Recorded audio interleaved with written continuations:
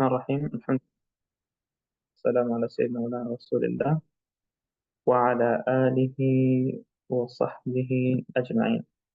اللهم افتح علينا حكمتك وانشر علينا رحمتك وعلمنا من لدنك علما ينفعنا في الدين والدنيا يا كريم. أما بعد، وبجد الله سبحانه وتعالى أن يقسم بسنة إطناب رفض محمد صلى الله عليه وسلم.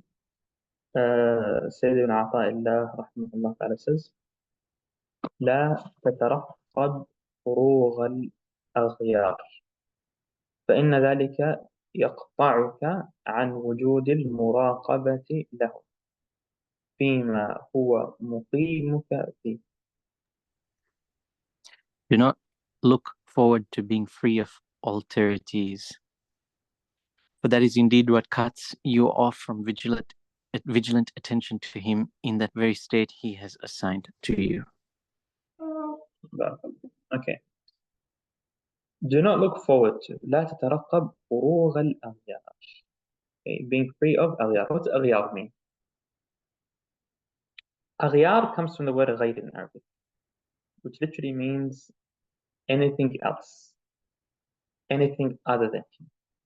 So in tasawwuf, as we've mentioned before, when the word أغيار is used, it means other than Allah subhanahu wa ta'ala. When you're looking at other than Allah ta'ala from the angle of them distracting you from Allah subhanahu wa ta'ala. Okay? So things that can distract you. Being busy with things. Don't look forward to them ending. Don't look forward to being free. Okay? Why shouldn't you wait for yourself to be free and empty and then start your journey towards Allah subhanahu wa ta'ala when everything is good in your life? Just because that itself means you're putting a condition to when you want to worship Allah subhanahu wa ta'ala, when you want to start being good slave of Allah subhanahu wa ta'ala. You're putting a condition to your worship to Allah ta'ala that is not sincerity. فإن ذلك يقطعك عن وجود المراقبة له فيما هو مقيمك فيه. It cuts you off being observant of Allah ta'ala in the state He's placed you in, He's assigned you in. You're not doing your job. You're waiting to have a different job and then you want to start. So this hikmah, I guess a lot of Muslims can relate to, subhanAllah. And it's basically an introduction to the hikmah that is coming after. Okay, so this hikmah is telling us to do the best with the time that we have, and don't wait for things to get better or easier in your life. That's not your job. You should look at the state Allah Ta'ala has placed you in and work. And Ibn A'tā many times in his hikam, he repeats this. He repeats it many times. Yeah. And I remember, the first and the second hikmah, I talked about this a lot. Now, being in an unstable situation, a situation where you're not able to focus 100%, you're distracted by things, you're in a battle with life, is sometimes a test from Allah Ta'ala of your sincerity and your dedication to it. Are you really going to be a dedicated slave even when things are not easy? Even when you don't feel like being a slave? When it doesn't match your temperament at that moment? Even when you feel like giving up on everything? Are you going to continue or not? And subhanAllah, this dunya, this life that we're in now, no matter how hard you try to make it stable and be happy and remove whatever's keeping you busy, whatever's bothering you in your life, it won't happen. You would never succeed. And that is because Allah Ta'ala uses the distractions of this life to test His slaves. That is where the real ubudiyah, the real relationship with Allah Ta'ala starts. So if you're trying to overcome that, you're not getting it at all. You're doing the wrong thing. Your idea of worshipping Allah Ta'ala is messed up. So whoever overcomes the challenges of this life, okay, and is able to see everything as a test from Allah Ta'ala will receive what Allah Ta'ala has promised for the people of Taqwa, will reach a very high status. And whoever is not able to see that will waste their whole life waiting and procrastinating and waiting and trying to reach that goal that never ever becomes true ever. That's the sad reality that many people fall into.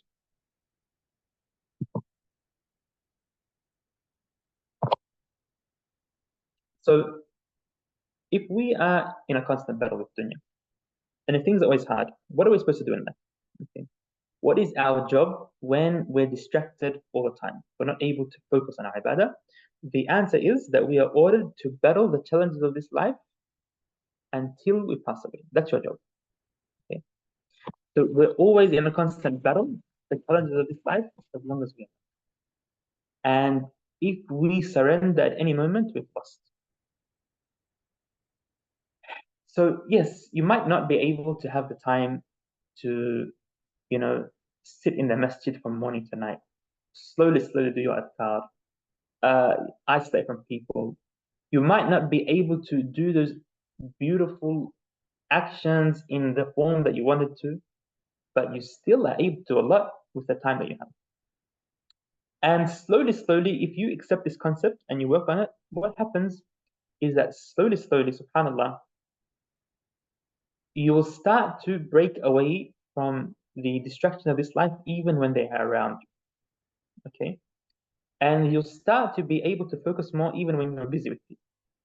And this is the meaning when the scholars of the soul say, خَلْوَتِنَا فِي جَلْوَتِنَا.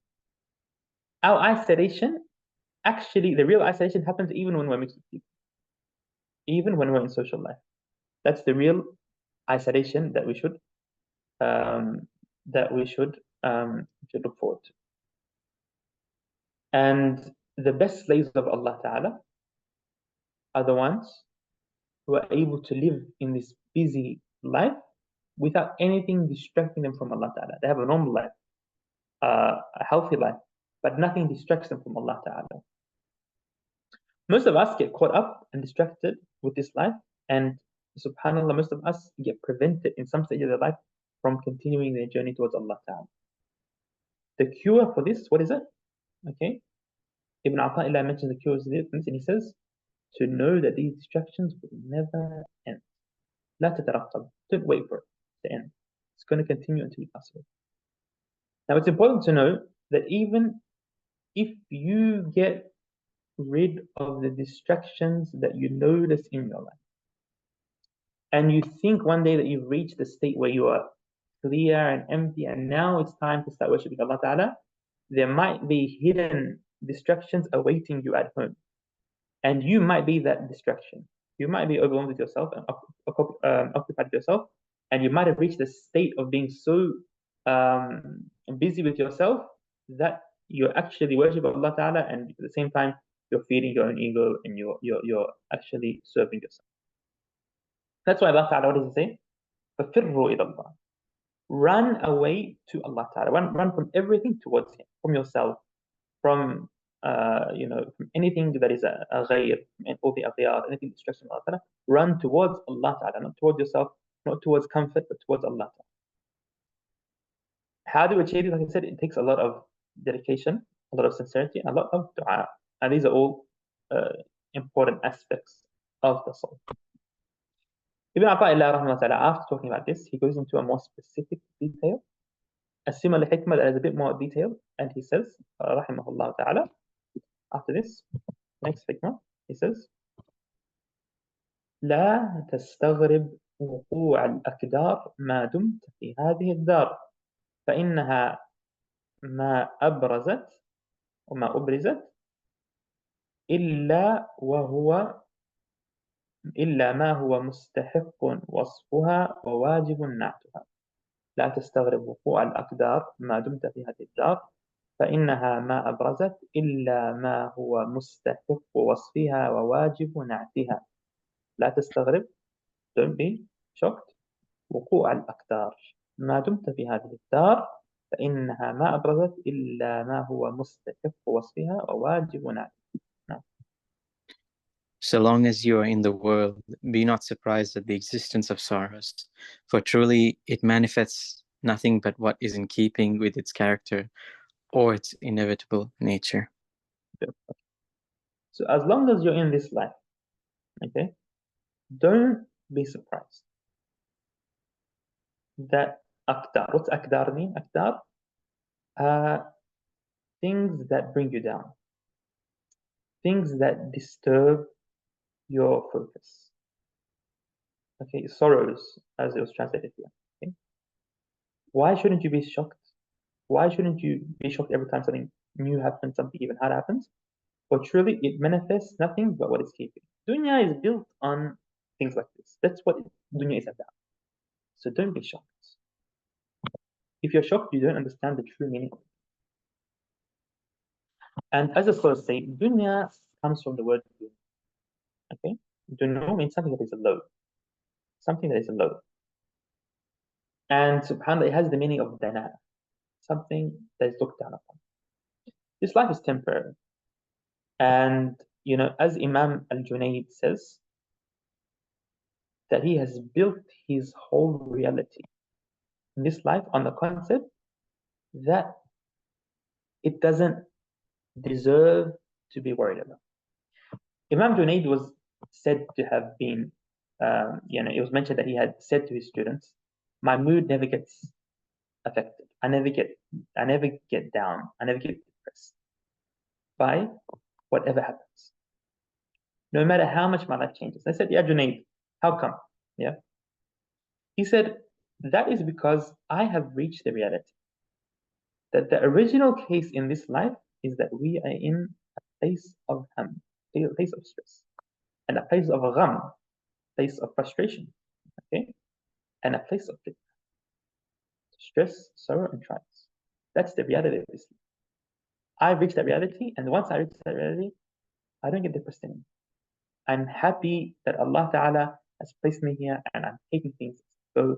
I'm not letting things get to me. And other awliya would say that they would never get affected, okay? Because they have realized this reality and made it the original case. So anything different, anything nice, anything beautiful, anything that brings you clarification, that brings you close to Allah Ta'ala, that removes the frustration, and anything else is a blessing. It's not the original case. It's a gift from Allah Ta'ala. So every moment that is nice in our life, we appreciate it. And we look at it to be something special, and we thank Allah Ta'ala for it. And Allah Ta'ala has made this reality in dunya for a reason. Okay? And you can either benefit from this reality or you can let it harm you.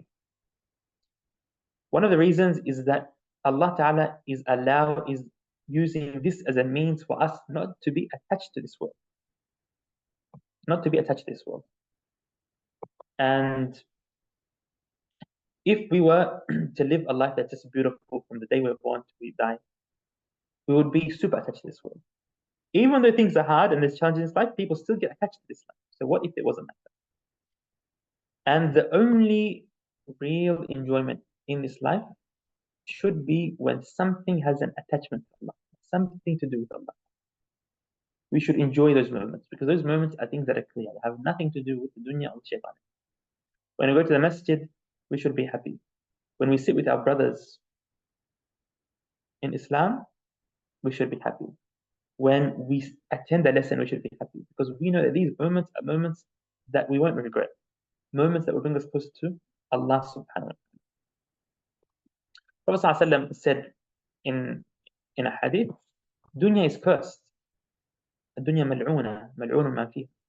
And everything in the dunya is cursed other than the remembrance of Allah Ta'ala and whatever is associated or attached with the remembrance of Allah Ta'ala. This is why Imam Ja'far al-Sadiq said, and it's a beautiful saying, I love this saying, he said, he was talking about getting together with companions who you met for the sake of Allah Ta'ala.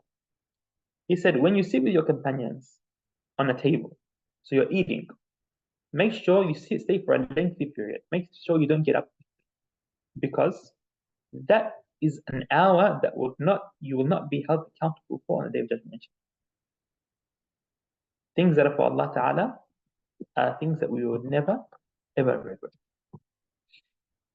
After that, he goes on to the next hikmah, and he says, ما توقف مطلب أنت طالبه بربك ولا تيسر مطلب أنت طالبه بنفسك.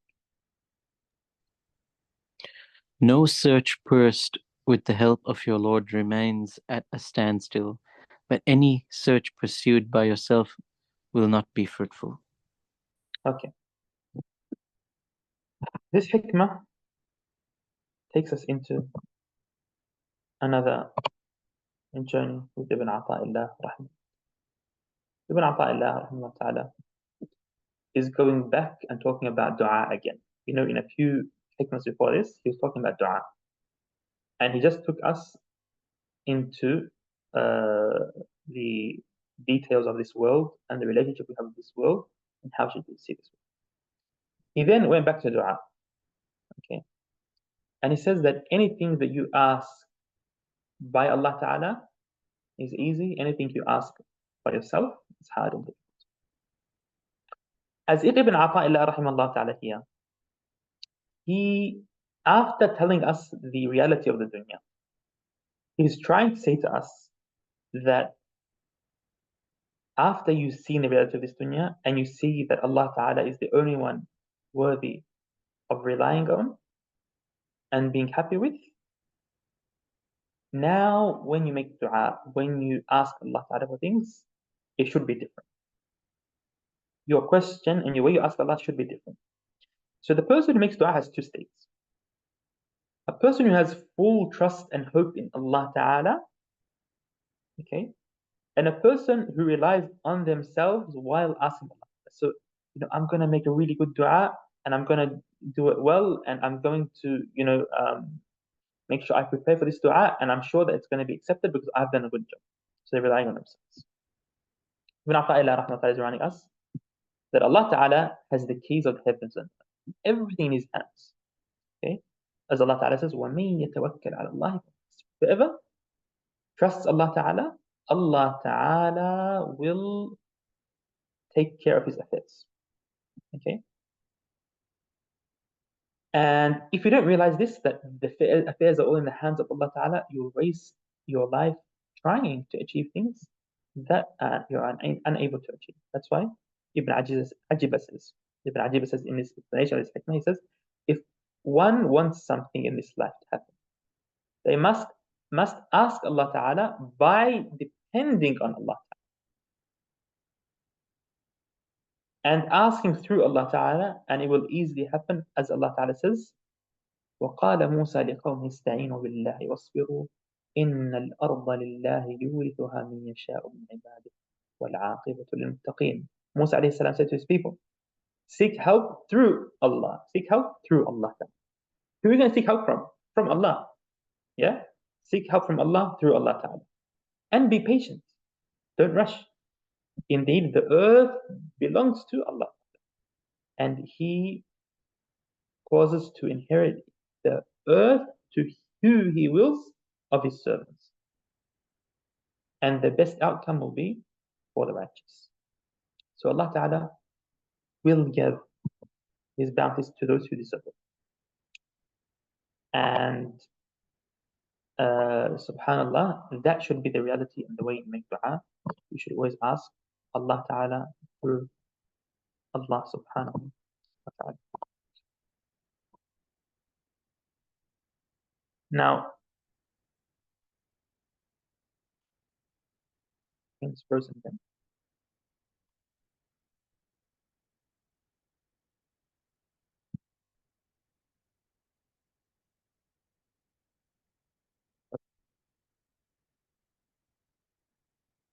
How can we tell if we're asking Allah Ta'ala for Allah Ta'ala and through Allah Ta'ala or not? What are the signs that tell us if the way we are making dua is correct or not? There's a few signs that the scholars have mentioned. Okay? Number one, if you don't feel attached to the matter you're asking, and you are busy with Allah Ta'ala instead of that thing. So you make dua and then you don't worry about it. And your focus is with Allah Ta'ala, then your dua is done correctly. But if you have a change of mood and state when the matter you ask for doesn't happen, or if you stress about the matter, or you're attached to the outcome you're looking for, then your dua is not correct. You need to revise how you make dua and your your state when you make dua to Allah Ta'ala. Ibn Ajiba says that this hikmah reminds us of the fine line between the people of guidance and fortune and blessings and the people who have been prevented from Allah Ta'ala. And that fine line is what Imam Abu al-Hasan al-Shadili rahimahullah ta'ala mentioned when he said, what does Abu al-Hasan al-Shadili say? He says, إذا أكرم الله عبدا في حركاته وسكناته نصب العبودية لله تعالى بين عينيه وستر عنه حظوظ نفسه وجعله يتقلب في عبوديته وحظوظ النفس عنه معزولة لا يلتفت إليها كأنه في معزل عنها وإذا أهان الله تعالى عبدا جعله في معزل عنها وإذا أهان الله عبدا في حركاته وسكناته نصب له حظوظ نفسه وستر عنه عبوديته فهو يتقلب في شهواته وعبودية الله تعالى عنه بمعزل وإن كان يجري عليه شيء منها. Can someone read this inshallah ta'ala? If God honors a servant in his movements and rests, he establishes servitude to God before his eyes, and hides from him the fortunes of his soul, and makes him fluctuate in his servitude. And the fortunes of the soul are isolated from him, and he does not pay attention to them, as if he were isolated from them. And if God insults a servant in isolation from them, and if God insults a servant in his movements and rests, he sets up his own fortunes for himself and conceals his servitude from him. For he fluctuates in his desires, and God's servitude is from him in isolation, even if any of it happens to him. No. And subhanallah, what Imam Abu al-Hasan al-Shadili says here is so true, and it's one of the things that the A'imah of Tasawwuf try to really put a lot of emphasis on.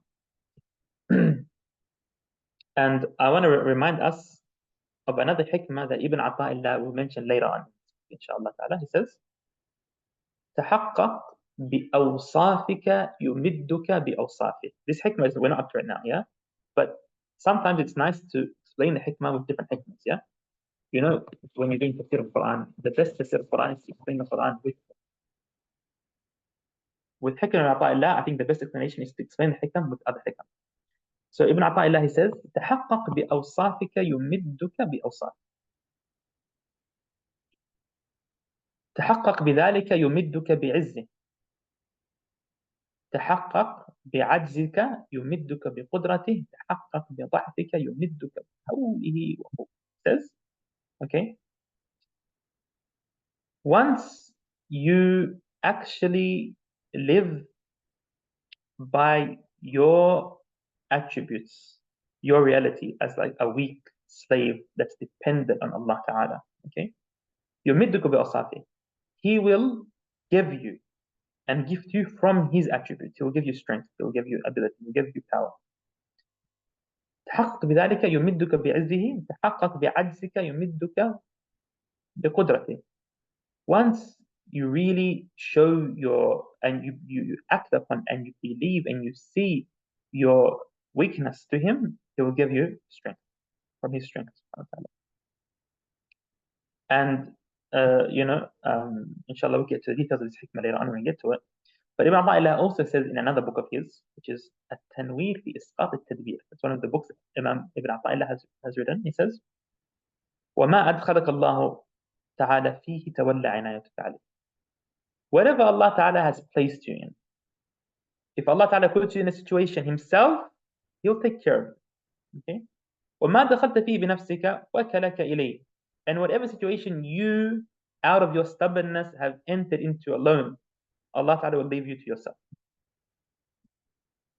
As Allah Ta'ala says, وَقُلْ رَبِّ أَدْخِلْنِي مُدْخَلَ صِدْقٍ وَأَخْرِجْنِي مُخْرَجَ صِدْقٍ. This is one of the ayahs that we read every day and night, yes? In the word that we read. Oh Allah, help me enter into different things, into my affairs. Help me enter into the reality. Help me enter whatever I enter into. Yeah? مُدْخَلَ صِدْقٍ. A true entering, a sincere entering, the entering that is built on sidq. He says, what is مُدْخَلَ صِدْق? What's a true entering? He says, مُدْخَلَ صِدْق أن تدخل لا بنفسك, is to enter whatever you enter into, but not through yourself, not by yourself. والمخرج الصدق كذلك, and to exit, a true exiting, is the same thing, not to do it alone and by yourself and relying on yourself. And inshallah ta'ala, when we get to the hikmah we mentioned, we'll mention more details inshallah ta'ala. وصلى الله وسلم على سيدنا محمد وعلى آله وصحبه أجمعين. سبحانك اللهم وبحمدك أشهد أن لا إله إلا أنت أستغفرك ونتوب إليك. Inshallah, if there's any questions, can we please open the microphone? I can't see the chat because my screen has stopped working. But inshallah ta'ala, if there's any questions.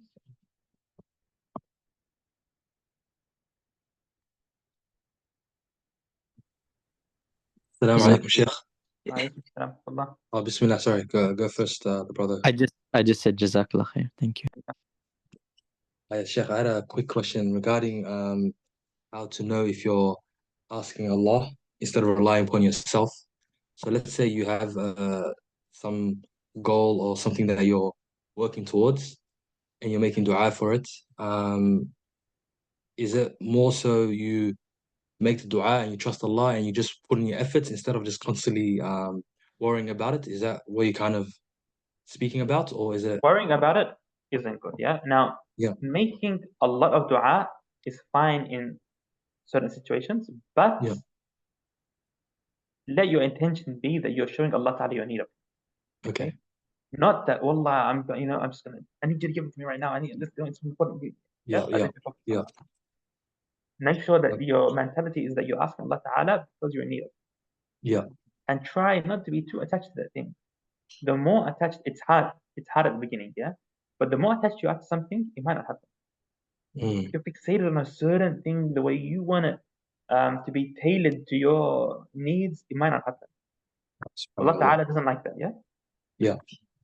So we ask what we want and then we leave it. He might give you better. Yeah? He might give you better than it. He might give you more than you expect. He might give you that same thing. He might, whatever it is.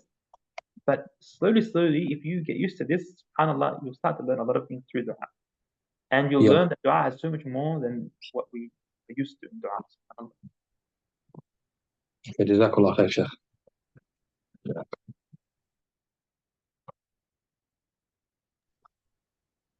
Shaykh, I have a question. Inshallah, is it if you I'm just trying to phrase this. Bismillah. So in terms of making dua, is it a praiseworthy thing not to have preferences? Meaning to say that, is it okay, or is it a praiseworthy thing to be like, Allah subhanahu wa ta'ala, like, you know what's best for me and I'm sort of in your control, and whatever you think is good for me, I will accept it and move with it? Or is it or should we have preferences, and should we have things that we like and things like that? I don't know if I'm making sense. So to a certain extent, it's natural and normal to have preferences. No one in the world doesn't have any preferences, you know what I mean? You might like something more than something else. But really the main issue we're trying to tackle for now, at this state, at this point, okay, maybe someone in a very high state might really not have much preferences, but generally, okay, the majority of people have preferences. What we want to work on now is not getting attached to our preferences, not seeing our preferences and our opinion to be superior and to be right all the time. Trying to really not hold on to what we want and let Allah Ta'ala choose for us what is better than what we want. We ask what we want. If it doesn't happen, Allah will give us better. Don't be attached to a preference. The attachment is really the main issue when we come down. Attachment is the main issue that Ibn Ata'illah is trying to address here. Preferences, like I said, preferences are a spectrum. Just having a preference, liking something more than something else, is normal. It's a part of mankind that must be there.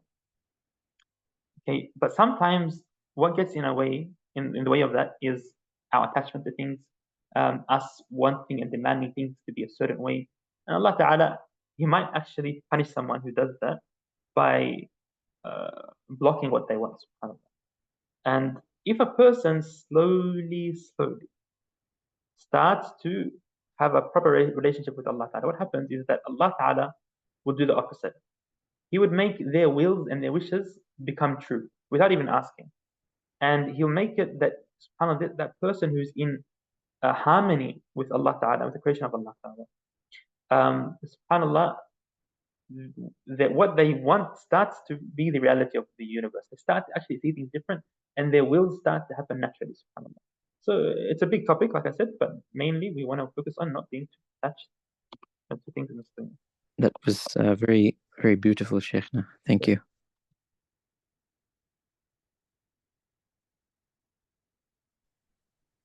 Assalamu alaikum. I have a question. When you mentioned, Sheikh, that enjoy the moment attached to Allah. Now, the problem is that sometimes this enjoyment could be it could be hard to differentiate between to enjoy the moment with Allah or the happiness that get into. It's not something good, like it's get into your heart because you're so proud of yourself because you think that you're working good toward Allah, especially in Ramadan. Like it gets, you're happy, you're enjoying the moment, but at the same time, it's a feeling that it's good, but it's not good. So how can I enjoy the moment attached to Allah, but at the same time protect myself from being a hypocrite? No, so enjoying the moment is different than being proud of yourself. It's very different. So what I mean by enjoying the moment is, I mean that you should look forward to these moments. You should love these moments. Let's not say enjoy, let's say love. Okay? You should look forward to these moments. You should miss these moments. These should be the moments that you are keen on because you understand the value of them. That's what I'm trying to get to. Being proud of yourself, of course, and seeing yourself as someone who achieves so much is very dangerous because we, in the reality, haven't achieved anything. As much as we do, it's nothing compared to what we're asking. We're asking to be close to Allah Ta'ala, the King of Kings. We're asking to be people who are true slaves of Allah Ta'ala. That's a huge, huge thing to ask for. So whatever we do, it can't make up for that. So we don't see our actions as anything. And we appreciate Allah Ta'ala allowing us to have that time to worship. That's how we should see things. Now, that's one side of the answer. The second thing is that there's a certain level of happiness that everyone needs to experience in life, or else I'll become depressed, for example. So does Allah Ta'ala tell us not to be happy, to be sad, to be depressed in our life? Is that how the Rasulullah said? That's not the case. So what should we be happy with? Should our joy in life come from things that are totally focused on dunya, achievement, graduation, food, or should they be things that we enjoy but be attached to Allah Ta'ala? That's what it should be. And that's why, in Surah Yunus, Allah Ta'ala says, قُلْ بِفَضْلِ اللَّهِ وَبِرَحْمَتِهِ فَبِذَلِكَ فَلْيَفْرَحُوا. Yeah, they should let people be happy with the bounty of Allah Ta'ala, blessings of Allah. Then when we play Salat al-Eid together, we see how Allah Ta'ala has blessed us with Ramadan. We think it's all about things. So your happiness is through being grateful. It comes from a place in your heart of being grateful to Allah Ta'ala. Doesn't come from a place of being grateful to yourself. It's opposite, being proud of yourself. You're thankful of Allah Ta'ala, and that is the fine line between both. Allah. Jazakallah khair. Yeah.